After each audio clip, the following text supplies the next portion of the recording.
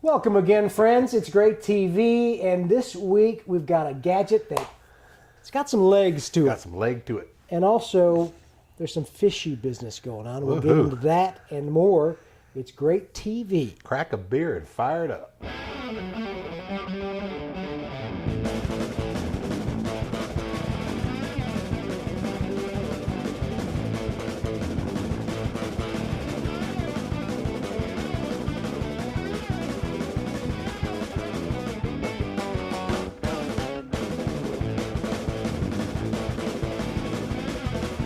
Great TV, Tom, let me try and do this. My thumb has got superhuman strength. I'll just... I got mine. Yeah. Ooh, I almost sport Heineken on the iPad. That would not be good. Heineken today. Tony brought the beer. You know, when Tony brings the beer, we're going to have good beer. So, Heineken, brewed in Holland. I always liked Heineken. We should have had this last week when we talked about the across the pond barbecue joints. Would have been good beer for that. Yeah, we don't do... is sustainability in the beer world as well? Yes, and that flying dog we had last year was a sustainable beer. Comes out of Maryland. Anyway, we're doing Heineken this week. So if the Heineken Brewing Company wants to say hello, we certainly want to hear from you. Thank you. We're coming to you from the birthplace of American barbecue, the low country of South Carolina. My name is Bill West with BBQtricks.com. Jack Waybor with Pitmasters.com. Right. And that is coming up. Coming up March 11th and 12th in Summerville, South Carolina.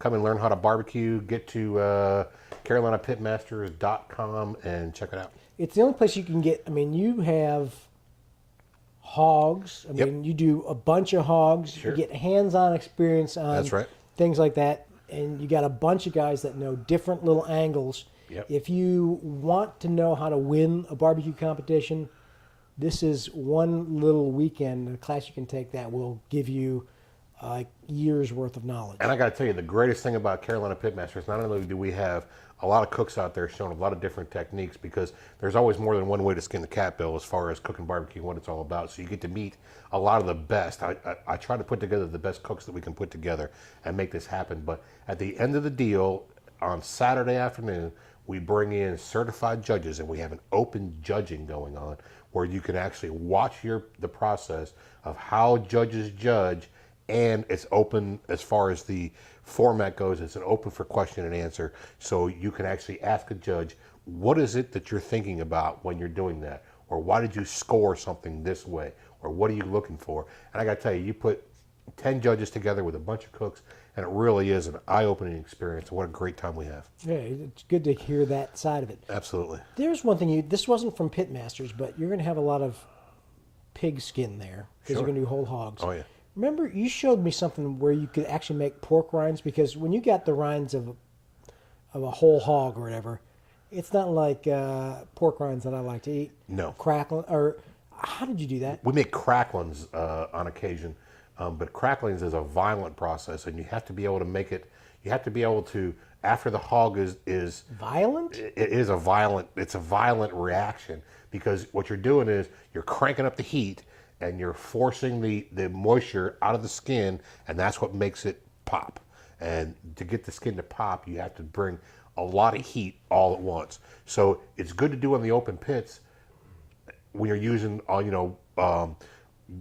wood burned down to charcoal, because you are able to go ahead and open that pit up, get yourself a big old scoop of coals, and keep on putting 3 or 4 coals underneath the hog, and it brings a lot of heat. When the heat comes up from underneath, it pops that skin, and that's how you make crackles. Wasn't there something else you did with like baking soda or something? Yeah, well, you can use baking soda. That helps the process along. It helps the reaction come with pulling the moisture out. We've used mayonnaise to do the same thing. It's whatever you can use, whatever you can use to help the process. I want to try that one of these days. I remember I tried that. I tried that. Here's a quick letter. Hi guys, love the show. I have picked up some great tips, and they spelled great, Grate. Yeah, that's right. That. Everything's great. I am new to the podcast, so you may have covered this topic before. I am from the southern New Jersey area and an avid fisherman. All right. Can you share some information on smoking or grilling fish? Mm-hmm. I live at the shore. I would like to smoke fish that I have caught, mainly striped bass, tuna, also drum. Right. Thanks, Ken Olfler, Wildwood, New Jersey. Great. All right. So we're here. This is like shrimp country. It is shrimp here. country, and we're fish too. Sure. There's no doubt about it. I would suggest striper is a good one to get into and smoke. You have to worry about when you're smoking fish not to get too strong. I don't recommend hickory smoke for sure because hickory is a real strong smoke. You want to get into something a little less smoky or a little less bitter, in my opinion. Alder's good. Sugar maple is probably good. We've talked about sugar maple in the past. Get yourself a light smoke. Put yourself a good solid brine or a good cure on the outside. Sugar cure is always better.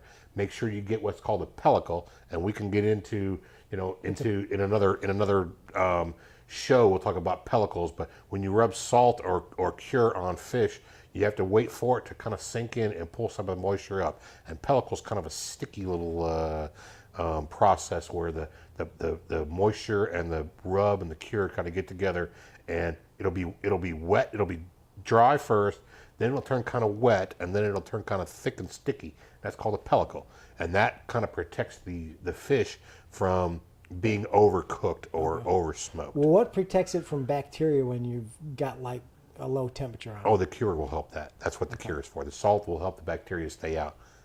I'd be too afraid of that. Yeah, you probably would. You got to get out there on the edge, Bill. Sushi is sushi. Yeah.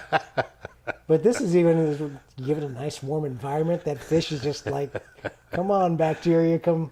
And fish is, you said fish and chicken, aren't they more sensitive to that sort of They are really bad bacteria? And certainly, I would definitely read up on your chemistry.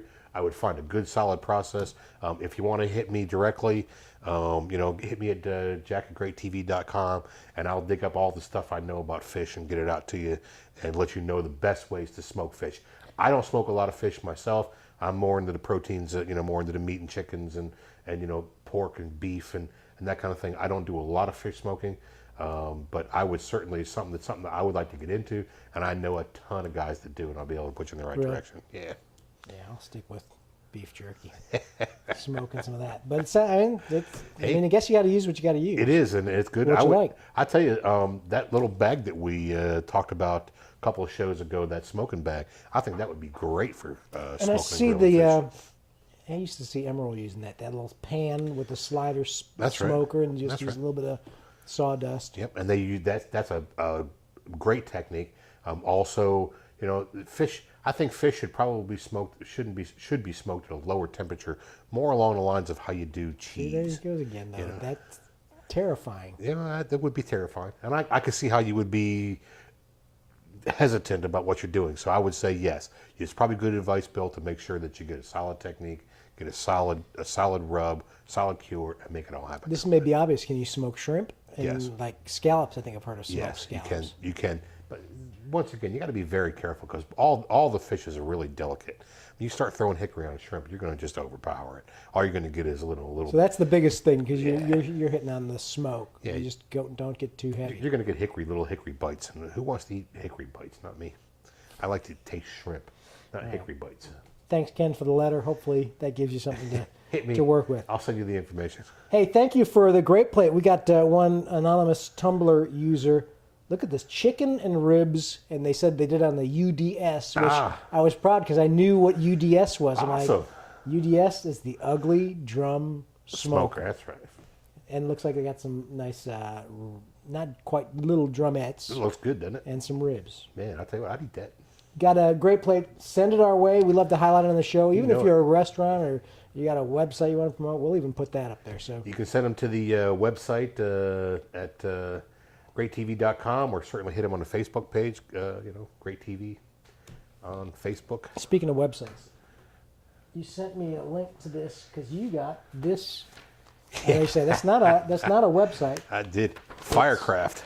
Firecraft, which look, they had a really nice. It is a nice website. layout. It's a And nice catalog. We have no sponsors, so we're not hawking anybody's stuff. No, we don't do this for the sponsor money. Usually, That's for what sure. we talk about is just stuff that we think is cool. That's But right. This, boy, you're right. This is right up. I mean, what a great, when I got this in the mail, I was like, wow, Firecraft. Now, why would anybody send me Firecraft? Or how would they know that Jack Wayboard needs a Firecraft catalog? And I got to tell you, they got smokers in there, they got gurus in there, they got all the stuff you'd ever want to think about buying. And just great little things. I see that's you're on the page for the offset smokers? Well, actually, the magic. That's the Yoders right there. Look at that, man. I noticed when I went to their website, they seemed to be talking, actually, to YouTube as well. The Napoleon, which I had never heard of Napoleon. You know, I just heard about that myself, Bill. I'm kind of doing a little research in the Napoleon, seeing what that's all about. It's kind of a Weber Smoky Mountain kind of deal, is it not?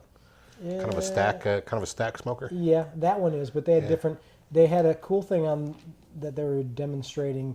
It was a gas grill with a charcoal tray insert, cool. so you can put it in there and do charcoal smoking. Yeah, man, they have all kind of stuff at Firecraft, and I tell you what's very interesting. They've got some Humphreys charcoal in there and some things that I've never seen before. Stuff that I have seen before. That's in. It's kind of a conglomeration of good stuff all put together. There's another cool thing I saw when I was looking at their site. They had a grill, and you can see a little bit of it in this picture, but the grill grate on it was like wavy. Neat. I thought that was kind of a different, nice How cool little is that? trademark. Anyway, Firecraft. Free plug for those guys. Thanks, Firecraft. Check them out. I didn't know they actually printed a catalog, because there are plenty of websites that do barbecue stuff, but they got the catalog and everything. Firecraft.com. Our gadget this week. Oh, you want to do No, we'll do gadgets first. Gadget. I mean, I didn't even tease the secret ingredient. the gadget. What do you suppose this is, Bill? This is one of my favorite tips that you have. I'll tell you what. This is the back saver of all times. These are the back saver, as in save your back. I have a problem standing over top of a table all day long, especially when we're prepping meat and when we're working with boxes and when we're outside in the backyard, because those tables, the 8-foot tables or the 6-foot tables or whatever it is, are only about 3 feet high. And everybody uses the same kind of 6-foot table, Plastic collapsible, either plastic top or even that fiber board. Yep, I've seen that too. They still have the 4 legs that are kind of wide. This lifts right it here, up. You put your table legs in here. Now, I think this is 1 7/8 pipe, I think. Now, I actually went ahead and, here, you take one. I'll take one. I made 4 legs, and what I did was I custom made these to the height that I want to make them. I cut them first to a length that I knew was too long, and then I went ahead and set it up, and then I said, all right, I'll take an inch off. And I set it up an inch, and I got them all set up, and I said, oh, still a little bit too tall, and I cut another inch off until I got it to the exact height that I wanted it to be. For you. It's for me. So this is a good way, not Mary, because they're a little too tall for Mary, and if you know Bob, So they you're are backing definitely her. too tall for Bob. But this is the way right here, and this is one of the coolest tips that I learned on the barbecue circuit, to where you can get those tables up off the ground a little bit and get yourself standing so that you can save your back, because I'm going to tell you, there's nothing worse. Great idea. There's nothing worse than leaning over a table for 2 days while you've been up all night and having a good time and doing what you do. Especially when you're, even if you're a small group, you just got the 10 by 10 tent and a table underneath. I remember after that first turn, I'm like, wow, man, I didn't do much, but you're leaning over a whole hog trying to all day long. So there you go. I eliminated that problem by I went and bought some PVC pipe at my home entertainment center. $5 later, you got a $5 later, you're in. Great tip. You no longer have a back problem. This week's secret ingredient is something that, like, Chinese restaurants go through gallons of this stuff. It's hoisin. Hoisin. What do you know about hoisin, Bill? I've just always called it a Chinese barbecue sauce. I love the flavor of it. I use it all the time, and almost any. I don't notice much difference in different brands, but then again, there could be a lot of difference, and I love it. Very tasty. This is what you'll find coating a lot of your ribs, coating a lot of the things that are good. It's a heavy garlic, lots of soy sauce, lots of water. Just really, really, really good. I like it on chicken. I use it I don't use it exclusively on chicken, but I use it as what I call an undertone. I'll put a little bit of that on my chicken sauce, or a little bit of that maybe when I'm painting chicken. I'll put a layer on there first, and then put the barbecue sauce over top of it, something that complements it, but it gives it a really, really, really nice flavor. I love it. I like hoisin. And you can use it for, just it works for anything. Pretty much. Chicken, ribs, I think that's beef. it. Did we Good get stuff. cover everything? Yeah, I think we got it all. We got the website. Don't forget the convention. Talk about that. We're going to the MBBQA convention. We'll be there doing a whole hog demo, so we're looking forward to seeing everybody. Till next week, make sure you subscribe on YouTube, iTunes. We've got a little link at greattv.com, and actually we're going to start doing some contests. So you sign up now. You'll be in the running to win some cool stuff. That's a good little cheap tease. Didn't cost me a prize though. It's coming. Just go click on the link and sign up, and we'll notify you when we post new stuff on greattv.com. That's right. And that's it. Hey gang, remember it's very, very, very important to think global, buy local, stay sustainable, and for goodness sakes, every chance you get, hug your mama.